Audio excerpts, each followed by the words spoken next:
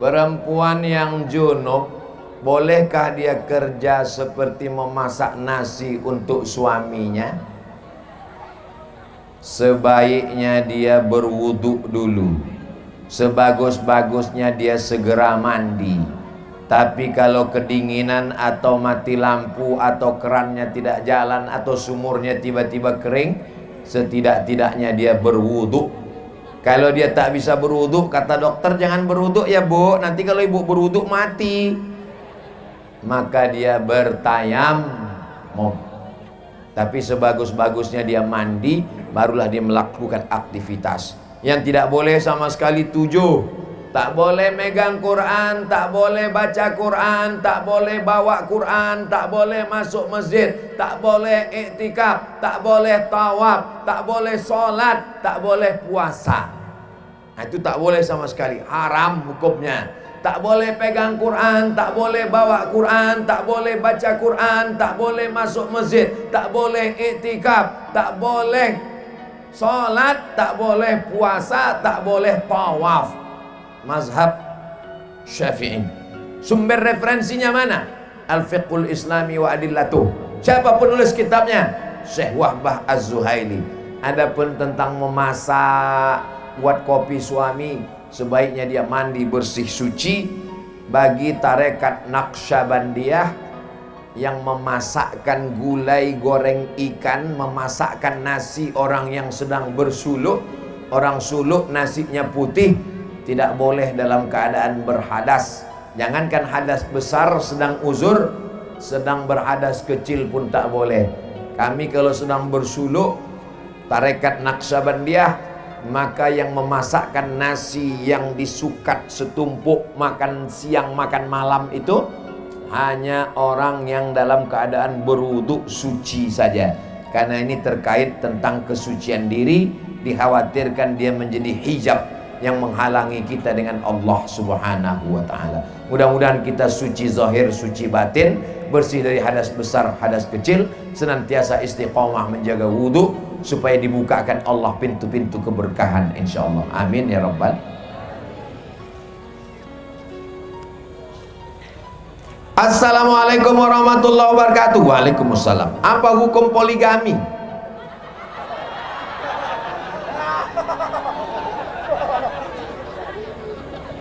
Bu, ini boleh saya jawab? Lah, tenang kalian.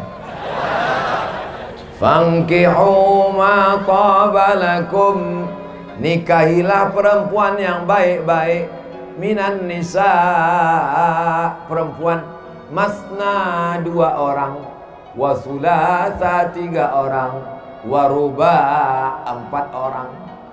Ayat ini nyuruh nambah atau mengurangi? Saya ulang sekali lagi. Ayat ini menyuruh menambah atau mengurangi? Ketika itu orang Arab istrinya banyak, orang Makkah Madinah, dia pakai mazhab namanya poligami unlimited edition. Ada yang bininya 10, ada yang bininya 20. Lalu kemudian turun ayat ini, kata Allah dalam Quran, kau pertahankan saja 4, sisanya kau lepas. Jadi yang waktu itu bininya 20, yang dipertahankannya 4, yang 16 dilepas. Sekarang saya tanya, ayat ini mengurangi atau menambah? Mengurangi, Beb. Jadi baca ujungnya. Fa in khiftum alla ta'dilu, kalau kau tak sanggup bersikap adil, fawahidah, 1 saja. Dan hukum di Indonesia ketat sekali. Laki-laki tidak bisa menambah buka cabang kecuali ada surat izin dari istri yang ditandatangani di atas materai 10.000 yang disetujui oleh hakim pengadilan agama. Makanya ibu sebelum tidur malam ini, yakinkan di dekat tempat tidur itu tidak ada kertas, pena, dan materai. Sebelum tidur periksa dulu. Kalau ada kertas-kertas, pena, materai, hati-hati. Takutnya pas tidur tertanda tangani. Andai pun tertanda tangani, jangan cemas. Karena kertas itu nanti akan dibawa ke pengadilan dan hakim bertanya, benarkah ini surat ibu yang menulis? Benar Pak Hakim, tapi waktu itu saya sedang mengigau tidur lelap. Apakah ibu setuju?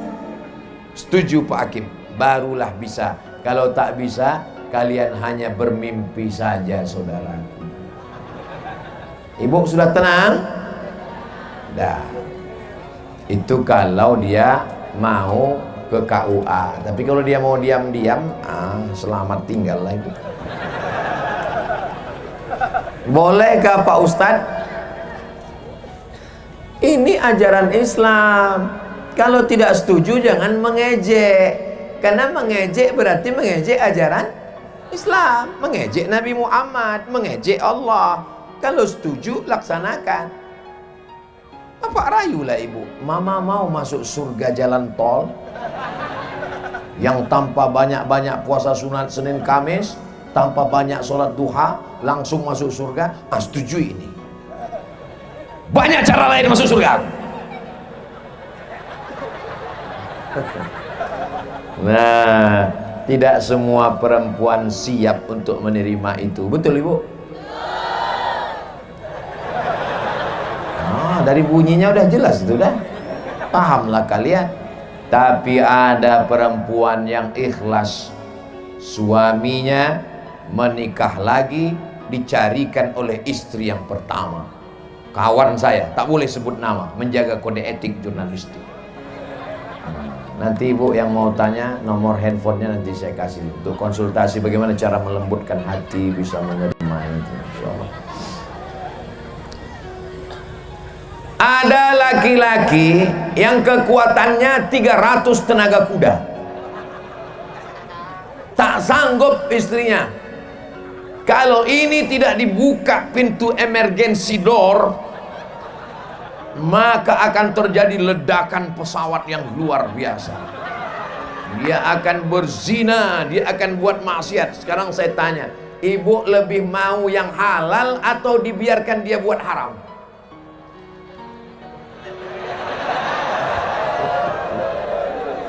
Aku tahu ini keputusan yang sulit ibu. Karena susah itulah maka pahalanya surga. Ini video ini nanti tolong jangan dipotong-potong. Jawaban lengkap Ustadz Abdul Somad tentang poligami. Dia adalah emergency door. Ketika kita masuk pesawat, apa kata pramugari? Ladies and gentlemen, kepala beku distempel semen. All of our passenger. Kepada seluruh penumpang penerbangan pesawat airlines, nanti ketika pesawat ini di atas, tolong akan turun mendarat, kita keluar dari pintu sebelah kanan. Ada satu pintu di belakang, ada satu pintu di luar. Tapi ketika terjadi sesuatu yang tak diinginkan, maka silangkan keluar dari pintu emergency door. Maka poligami adalah emergency. Jelas? Jelas kata orang tua. Kalau udah jelas kata orang tua, bismillah, mainkan. Yang ketawa yang jomblo-jomblo pula. Besar kali lah keinginan kalian. Satu aja belum. Satu tuh aja urus dulu.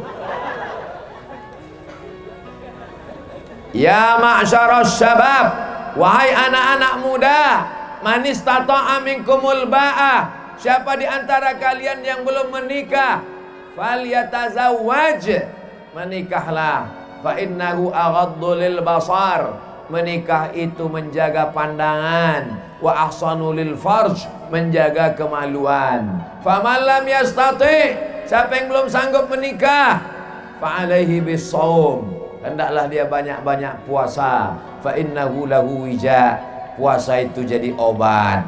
Anak-anak muda yang belum cukup duit modal untuk nikah, kalian banyak puasa, puasa aja tiap hari. Kalau kalian banyak puasa, nanti ditunjukkan kawan. Ada cewek, mana? Itu yang jilbab merah, entah macam semangka aja gue tengok. Jadi banyak-banyak puasa. Ibu-ibu, kalau dapatlah menantu yang soleh macam panitia ini, Jangan sampai kalian lewatkan. Karena mencari laki-laki yang soleh sekarang ini susah, ibu. Kalau mereka nanti datang meminang anak gadis ibu, tolong maharnya jangan tinggi-tinggi ya, bu. Udah aku kasih kalian jalan. Tak laku juga bukan salahku lagi. Idza ja'akum man tardawna dinahu. Kalau datang anak-anak muda yang taat agamanya, suka kepada ulama, dididik di pesantren Al-Inabah, dekat dengan Walid Zainal, wa khuluquhu, akhlaknya baik, suka pengajian tabligh akbar, fazawwijuhu, nikahkan dia dengan anak gadismu. Illa taf'alu, kalau tak kau lakukan, takun fitnatun fil ardi wa fasadun arid, terjadi kerusakan yang amat sangat dahsyat. Kalau kau terima laki-laki karena hartanya, hari ini kaya, besok jadi fakir miskin. Kalau kau terima laki-laki karena gantengnya, hari ini ganteng, besok top, tua, ompong, peol. Kalau kau terima karena bangsawannya, hari ini bangsawan, besok kena sawan. Tapi kalau kau terima karena solehnya, karena agamanya, karena akidahnya, karena akhlaknya, itulah yang tak akan lapuk karena hujan, tak akan lekang karena panas. Dia akan melahirkan anak cucu keturunan. Ini calon imam-imam kalian.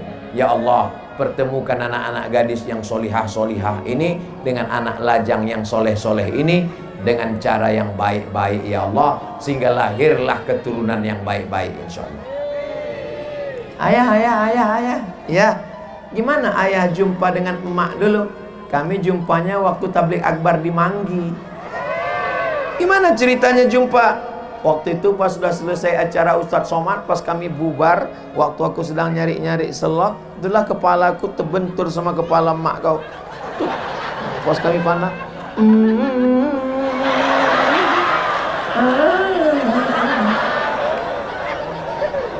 Indah untuk diceritakan ke anak cucu. Pertemuannya di mana? Pengajian. Acaranya apa? Mendengar ayat Allah. Ada pacaran-pacaran. Kami tak pernah pacaran. Setelah tatapan itu, aku pun datang ke rumah kakekmu, datukmu. Aku pun diterima. Kami pun menikah. Setelah itu kau pun lahir. Setelah 9 bulan 10 hari. Di Manggi mengandung masih 9 bulan 10 hari. Serius saya bertanya ini. Di Manggi orang mengandung masih 9 bulan 10 hari. Alhamdulillah. Di tempat lain tinggal 4 bulan aja lagi. Nikah Januari, Mei lahir. Ini yang saya katakan ini true story, kisah nyata atau hoax? Nyata. Apa namanya? MBA, Married by Accident. Karena kecelakaan, dibonceng anak lajang membonceng anak gadis. Kamera sudah menyala. Naikkan ke atas. Letakkan posisinya di tengah. Hidupkan handphone dengan senter. Yang tak punya baterai nanti disetiapkan baterai TV, baterai semua. Sallallahu ala Muhammad, sallallahu alaihi wasallam, sallallahu ala Muhammad, sallallahu alaihi wasallam. Ya Nabi salam alaika, ya Rasul salam alaika, ya Habibi salam alaika, salawatullah alaika, ya Habibi salam alaika, salawatullah alaika. Udah, dia nggak boleh lama-lama, nanti ketiak basah. Kita memang nggak apa-apa, kawan pingsan sebelah.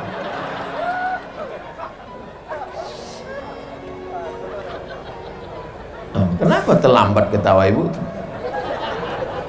Mohon Ustadz jelaskan, kami masjid sholat Jumat sebagian jamaah melaksanakan sholat zuhur. Saking kan tak adanya kertas, terpaksalah kue kotak nih. Bagus, efisien daripada jadi sampah. Dalam mazhab Syafi'i, satu daerah ini sholat Jumatnya mesti satu. Jadi kalau ada ta'addud al-Jum'ah, ada sholat Jumat di masjid sana, ada sholat Jumat di masjid sana, maka dikhawatirkan tidak sah sholat Jumatnya, karena ada beberapa sholat Jumat. Maka untuk menjaga, karena mazhab Syafi'i ini tingkat ihtiyat kehati-hatiannya tinggi, maka selesai sholat Jumat, sholat zuhur lagi. Itu mazhab Syafi'i yang paling ketat. Adapun beberapa masjid di Kairo, ini masjid kepala Sayyidina Al-Husain, ini masjid Al-Azhar, ini jalan raya, azannya bersaut-sautan. Di satu kota masjid sampai 100, 1000. Itu dipakai mazhab Hanafi. Kalau sudah cukup 40, cukup kira-kira urf orang berjamaah, maka sholat Jumatnya sah. Jadi yang bagi mengamalkan mazhab Syafi'i yang super ketat, habis sholat Jumat dia sholat zuhur lagi, itu tidak salah. Itu adalah amalan mazhab Syafi'i. Bagi yang sudah mengamalkan sholat Jumat, sudah cukup 40 orang, dia tidak ulang lagi, itu pun tak juga salah, karena masih dalam koridor 4 mazhab dan masih berpegang dengan mazhab-mazhab ahlus sunnah wal jamaah. Jangan saling menyalahkan, jaga persatuan. Alhamdulillah Ustadz, dulu kami kelahi tentang masalah sholat zuhur setelah sholat Jumat. Sekarang kami sudah tak kelahi lagi, karena sama-sama sudah tak sholat. Jangan gara-gara tak sholat kita berdamai. Apa hukumnya mengidolakan orang kafir seperti pemain bola, namanya tak saya sebut? Almar'u ma'aman ahab, orang akan bersama dengan siapa yang dia cintai. Kalau hati kita cinta suka sama dia, doakan dia supaya dapat hidayah. Dalilnya, Allahumma hdi qaumi fa innahum la ya'lamun. Berikan dia hidayah. Sedangkan orang yang menyerang Nabi, musuh Nabi, didoakannya. Apalagi orang yang tak menyerang kita. Kita senang permainannya, kita senang gocek bolanya, maka doakan dia dapat hidayah. Tak ada yang mustahil. Innama amruhu idza arada syai'an ayyakula lahu kun. Tapi kalau sudah terlampau cinta, nanti semuanya kita ikut. Pertama tatonya kita ikut, lama-lama celana pendeknya kita ikut, lama-lama antingnya kita ikut, lama-lama keyakinannya pun kita akan ikut. Man tasyabbaha biqaumin fahuwa minhum. Maka hati-hati tentang ketertarikan hati. Maka tidak boleh hati ini lebih mencintai. Puncak cinta kita adalah kepada Nabi Muhammad sallallahu alaihi wasallam. Qul, katakan, in kuntum tuhibbunallah, kalau kau cinta kepada Allah, fattabi'uni, ikuti aku, ikuti Nabi Muhammad sallallahu alaihi wasallam. Semua cinta akan berakhir. Al-akhirlah, orang-orang yang berkasih sayang di dunia, ba'duhum li ba'din adu, nanti di akhirat akan menjadi musuh. Illal muttaqun, kecuali orang yang takwa kepada Allah. Habibaka haunamma, cintalah secukupnya. Asa ayyakuna baghidaka yaumamma, boleh jadi yang kau cinta hari ini menjadi musuh besok pagi. Abghid baghidaka haunamma, bencilah secukupnya. Asa ayyakuna habibaka yaumamma, boleh jadi benci yang terlampau berubah menjadi cinta.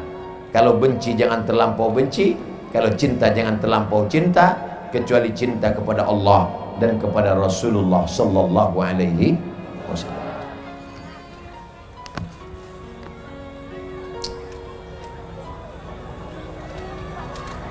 Bagaimana cara kita pindah-pindah mazhab?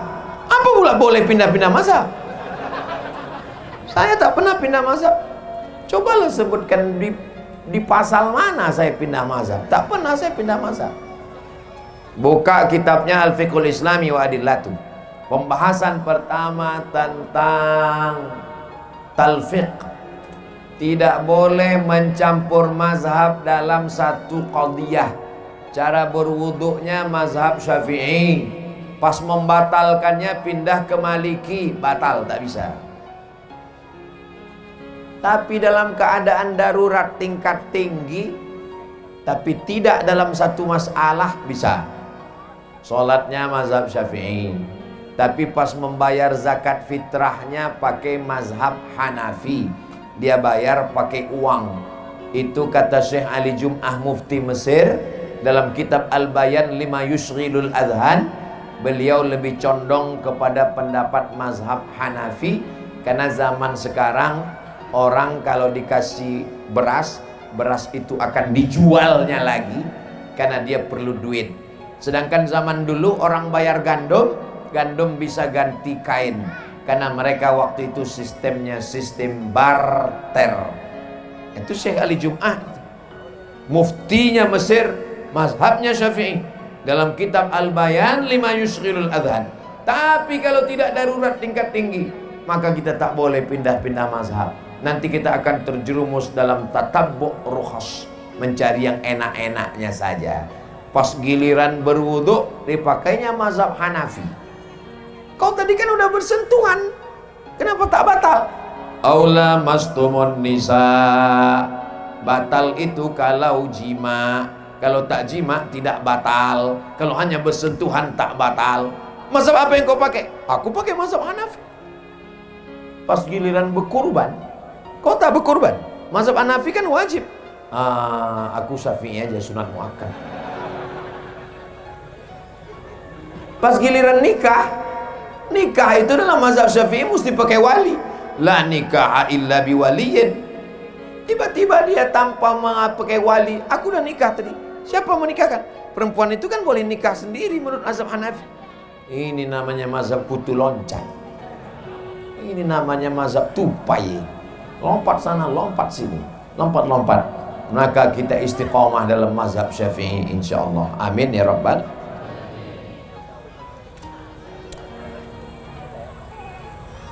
Contoh Pak Ustadz, kita wudhu pakai mazhab Syafi'i, sholat kita pakai cara mazhab Hambali. Bisa sholat pakai mazhab Hambali. Kapan? Waktu di Masjidil Haram, imam masjidnya Syekh Abdurrahman Sudes, pemerintah Saudi Arabia, mazhab resminya Hambali. Itu darurat, karena kebetulan tinggal di Saudi. Kalau tinggal di Manggi, maka mazhab kita pakai mazhab Syafi'i. Bismillahnya jahar, Bismillahirrahmanirrahim. Subuhnya pakai kunut, Allahumma hdina fi man hadait. Jadi kalau ada imam subuh bismillahnya jahar, tapi dia tidak pakai kunut, itu namanya imam lupa. Karena kalau dia sepaket mazhab Syafi'i, bismillahnya jahar dan pakai kunut. Kalau dia pakai mazhab Hambali, bismillahnya sir, tidak pakai kunut. Kalau dia pakai mazhab Maliki, bismillahnya tak ada, langsung alhamdulillah, dan kunutnya sebelum rukuk. Mulai pusing kan? Bagus, tak usah campur mazhab.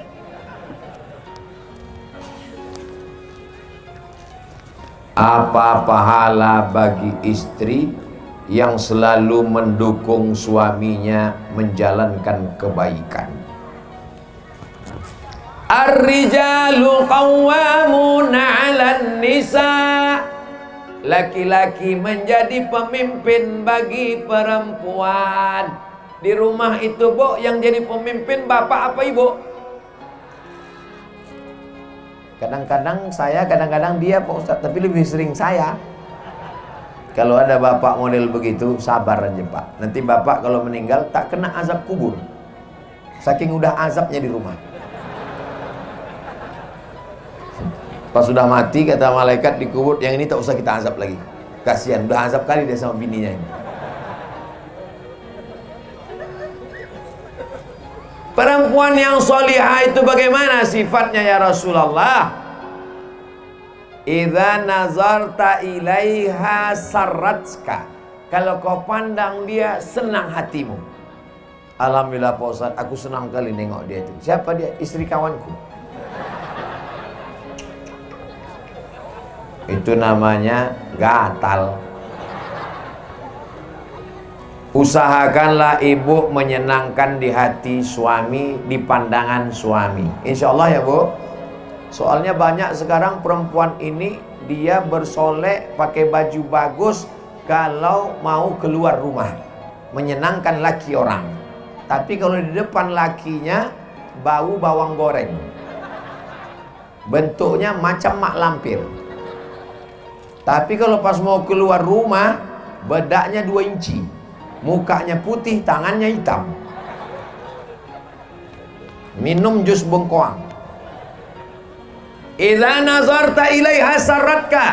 Kalau kau tengok, senang hatimu. Yang kedua, idza amartaha ata'atska. Kalau kau suruh dia taat. Adik sholat ya dek. Allah, baru dengar ceramah Ustaz Somad sekali, udah menceramahi aku pula. Ibu kalau suaminya sholat bersyukur Bu. Berapa banyak orang sekarang suaminya sakau, suaminya mabuk, suaminya pezina, suaminya dilarikan pelakor. Mudah-mudahan suami ibu semuanya sampai hari kiamat dijaga Allah dalam keadaan istiqomah iman dan Islam.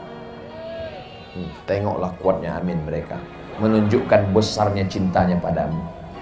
Semuanya berubah. Dulu mau pergi ke makam Teguh Umar susah, sekarang cantik dan indah. Dulu tidak ada rumah-rumah di tepi laut kena tsunami, sekarang rumah-rumah sudah bagus. Semuanya berubah. Yang tak berubah itu cuma satu, perasaan aku ke kamu. Kalau dipandang menyenangkan hati, kalau diperintahkan taat. Yang ketiga, idza ghibta anka, idza ghibta anha. Kalau kau pergi keluar kota, kalau kau pergi keluar manggi, dijaganya anakmu, dijaganya hartamu, dijaganya kehormatannya. Itulah perempuan yang solihah. Ad-dunya mata, dunia ini kenikmatan. Wa khairu mata'iha, kenikmatan yang paling indah. Al-mar'atus solihah, perempuan yang solihah. Allati tu'inu ala imanihi, perempuan yang membantu suami menjaga imannya. Mudah-mudahan semua perempuan-perempuan ini menjaga iman bapak-bapak. Sebetulnya bapak menjaga ibu atau ibu menjaga bapak? Yang paling selamat diam memang. Daripada salah jawab, bagus jawab. Hunna libasul lakum wa antum libasul lahun.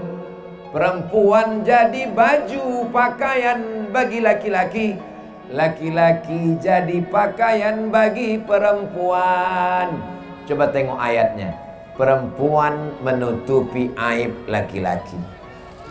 Saya berani ceramah ini kan karena ada baju yang menutupi saya. Coba kalau keluar, kurus sekali Ustaz Somad. Jadi mereka ini adalah pakaian yang menutupi bapak, dan bapak juga tutupi mereka. Saling menutupi, bukan saling membuka aib. Maka begitu Allah mengatakan, ini perempuan laki-laki, dua makhluk yang berbeda.